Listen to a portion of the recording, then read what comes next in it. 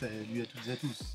Et oui, ça paraît pas comme ça. On n'est pas en train de faire un tuto detailing. Nettoie pour pouvoir coller des petits scotch qui vont là. Pourquoi? Pour installer des barres de toit qu'on a commandées. Alors attention, vous allez comprendre le truc. C'est couillu l'histoire. AliExpress. 320 balles de moins que celle d'origine. Quand même, hein. Excusez du peu.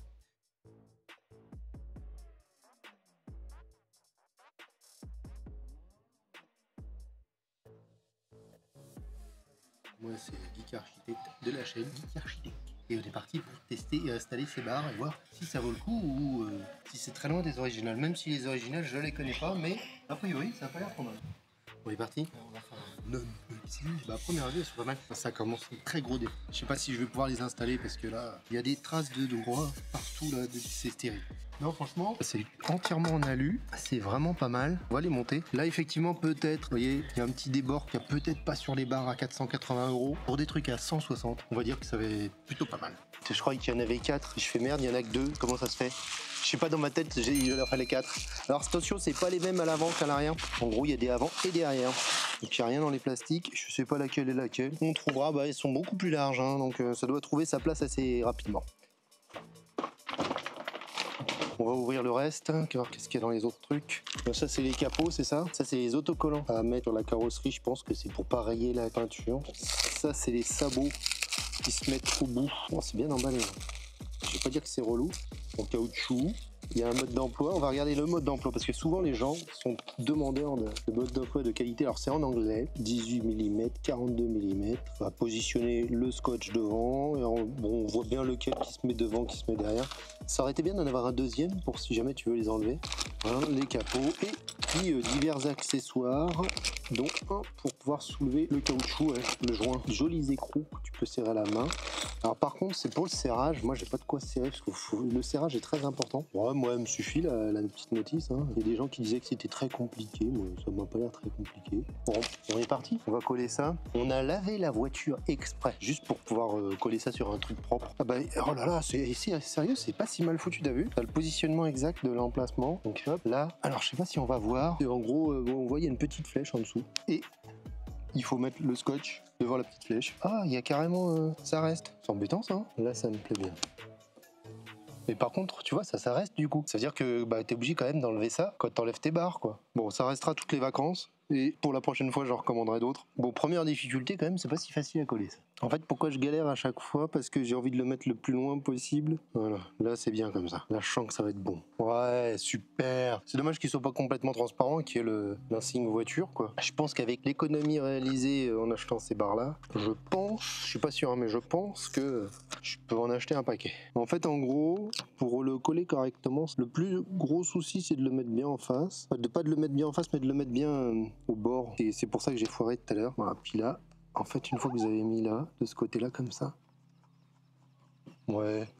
Bon, ils étaient tous bien, sauf le premier, qui a été bien foiré. Voilà, c'est la courbe d'apprentissage. Alors après, faut mettre les petites goupilles, et c'est toutes les mêmes. Hein. Eux, ils disent de prendre ça. Ça, c'est peut-être aussi la même chose, je pense. Alors en dessous, en fait, on le voit. Il y a une sorte de patte sous le verre. Bon, ça c'est peut-être la partie la plus relou, c'est de soulever le joint. Pas si facile, hein. Bon là pour le coup, ça n'a rien à voir avec les barres en elles-mêmes. Voilà. Là, une fois que tu as réussi à le passer, c'est bon quoi. Mais bon, c'est vrai que c'est pas si évident de soulever le joint et de passer le truc. Bah, c'est vrai que par contre, ce qui est inquiétant, c'est que l'étanchéité est moins bonne, quoi, forcément. Bon, on va mettre les autres. On commence par celui qui est chiant. Hop. Et ben, en fait, c'est comme pour tout, une fois que tu chopes le coup de main. Voilà, là c'est bon. Celui-là à l'aller était plus facile. Alors.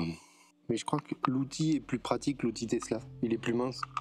Leur truc était un petit peu épais, donc ça aide pas. Bon, bah tout est mis. Maintenant, il faut glisser ces trucs-là. Et ces trucs-là, bah c'est facile, hein. C'est indiqué dessus. Et un petit rond correspondant à l'endroit où ça doit aller. Donc ça, c'est l'arrière, ça, c'est l'avant. Là, il y a un petit rond ici. Un petit rond ici. En fait, là, il est plein, il est plein, il est plein. Là, il est vide, donc c'est que il va à l'arrière. Ouais, ça va, c'est bien clair, moi, je trouve.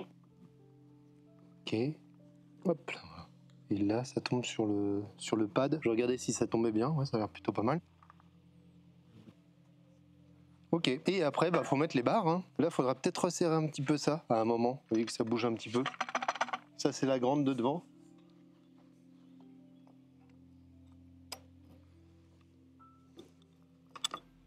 Là, là ça dépasse normalement. Ouais, c'est pas ouf hein. Une fois que tu arrives à choper le truc, c'est bon. Là ça dépasse plus.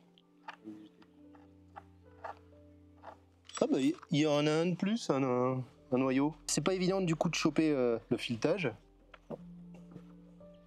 Bon bah faut les serrer à la main de toute façon. Et à la fin il faut que ça se termine face comme ça pour pouvoir... c'est le truc qui verrouille, il va se mettre dans le trou là. Je sais pas si je précise pas, parce que normalement il y a un couple de serrage. Ils disent de serrer entre 2,5 et 3,5 Nm. Alors moi c'est bien gentil mais moi j'ai pas le Nm intégré. Waouh, il y a carrément, t'as vu, une patte en plus et un truc en plus. Puis ça j'ai pas trop compris à quoi ça servait non plus. En fait moi ce que je fais c'est je vais serrer comme ça. Une fois que je peux plus avec le truc, on fait un demi-tour de plus. Oh, ça bouge pas. Je peux pas les dévisser, genre. Ouais. Là, c'est... La serrure est pas folle, hein, par contre. Moi, dans un sens, tu vois, ces trucs-là, j'avais lu un gars qui était resté bloqué. Hop. Voilà. Alors ça, des fois, ça c'est pas terrible. Par moment, il y en a certains, j'avais lu que c'était ce truc-là qui merdait les capots. Tu sais, il se clipsait mal, il tenait mal aussi. Ça c'est devant, ça c'est... Donc on commence par mettre le bas en fait. Ah oui, je sais ce qui se passe, ça doit casser. Je pense qu'à force de les enlever, défaire, ça va finir par casser. Ah, on n'a pas serré, on avait dit qu'on serrait. Bon, on va resserrer un peu les vis. Hop, ouais, ça bouge pas. Faut pas trop les serrer celles-là parce qu'elles ont, à mon avis, elles foirent rapidement. Ah, celle-là est pas serrée. Mieux, c'est mieux, c'est mieux, c'est mieux. Donc un petit coup de serrage quand ça bouge. Bon là il y a un sacré jeu. Voilà. Bon, c'est pas des Tesla. Hein. Ouais, c'est celle-là qui... Il y en a une qui était pas bien serrée à chaque fois. Ouais, j'ai l'impression qu'elle est foirée sur nous. J'ai l'impression qu'elle tourne dans le vide. Hein.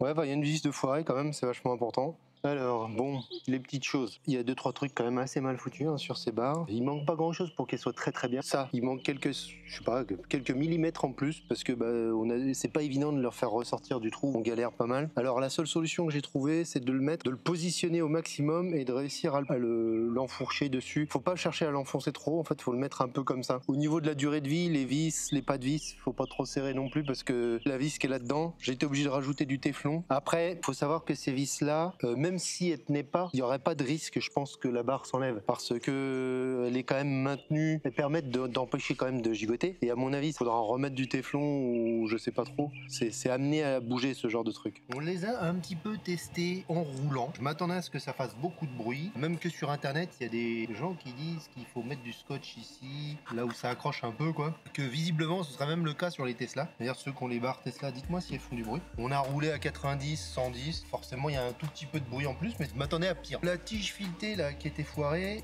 elle est vraiment foirée. J'ai rajouté du téflon pour que ça tienne, donc là bah ça tient bien, il n'y a plus de soucis. Bon, j'ai râlé et le vendeur m'envoie une barre complète. Voilà, donc je vais me retrouver avec une seconde barre. C'est les risques avec AliExpress. Avec ce vendeur là, c'est plutôt bien. Je vais mettre le lien dans la description de ce vendeur. Après, c'est toutes les mêmes barres, hein. Faut pas chercher, pas de différence entre les barres à 150, 180, 200. À mon avis, elles viennent toutes du même fournisseur. Bon, en conclusion, parce que je vous les conseille, je saurais pas trop quoi vous dire, je suis assez mitigé. Je pense quand même que la durée de vie de ces trucs là, elle va être assez moyenne. Le filetage à mon avis des petites tiges, il va finir par disparaître. Ça, dans quelques démontages, remontages, ça va plus se clipser. Il y aura un moment un bidouillage à faire. Il n'y a pas de risque technologique, voilà, ça va pas se casser la gueule, ça tient quand même, il n'y a pas de souci. Fait divers, un coffre de toit s'envole sur l'autoroute. Je pense que la durée de vie, elle va pas être folle. Après, je peux pas vous dire, je vais déjà passer quelques vacances avec et je vous dirai vraiment avec un short ce que j'en pense. Est-ce que en fin de compte ça vaut le coup? Bon, c'est sûr que ça vaut pas 480 balles, ça vaut les 150. Il manquerait pas grand chose pour que ce soit vraiment très très bien. Des tiges plus grandes, les clips qui fonctionnent bien. Bon, il y a des jeux sur l'autre côté, là par exemple, il y a un jeu vachement plus important. Le filetage ici, s'il était un petit peu plus quali, ce serait vachement mieux. Donc il manquerait pas grand chose parce que la barre en elle-même est plutôt bien. Voilà, tentez le coup si vous voulez tenter le coup. Après, faut savoir à quoi s'attendre. Faut s'attendre à une qualité moyenne. C'est pas mauvais, mais c'est pas non plus. Voilà, ça vaut 150. Hein, ça vaut pas plus. Voilà. Bon, allez, je vous laisse là-dessus. Pensez à vous abonner, savoir si elles font du bruit, savoir si elles ont cassé, savoir si elles ont pété mon toit en verre. On n'en sait rien. Pour ça, faut vous abonner pour avoir les mises à jour. Allez, ciao, bye les gens.